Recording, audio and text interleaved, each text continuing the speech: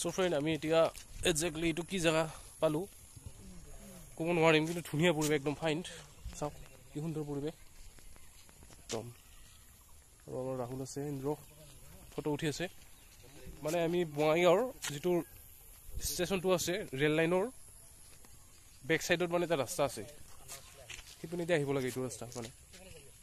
পিনে মানে ৰাভা মানুহ আছে গাৰো মানুহ আছে আৰু এইটো অঞ্চলত আৰু কি ধুনীয়া একদম সুন্দৰ পৰিৱেশ চাব ভিডিঅ'টো সকলোৱে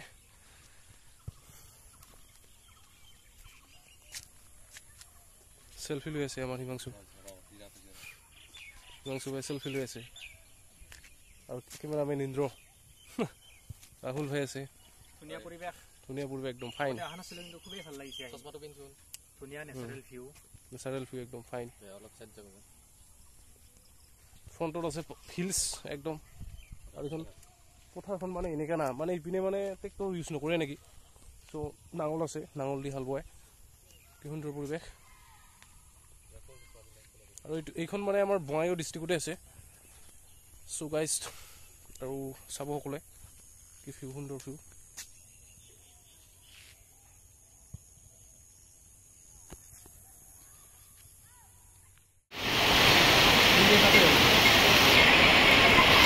চ' গাইজ মানে আমি আহি পালোঁ তুলুঙীয়া এই তুলুঙীয়াত এতিয়া পানী তামাম মানে কেনেকৈ যাওঁ ভাবি আছোঁ পানী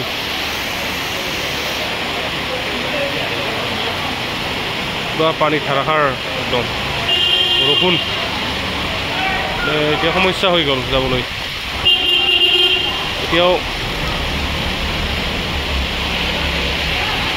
45 km যাব আছে ঘৰ পাতিলা দহা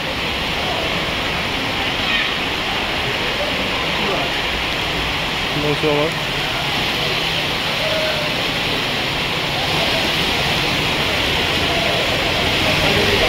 পানী একদম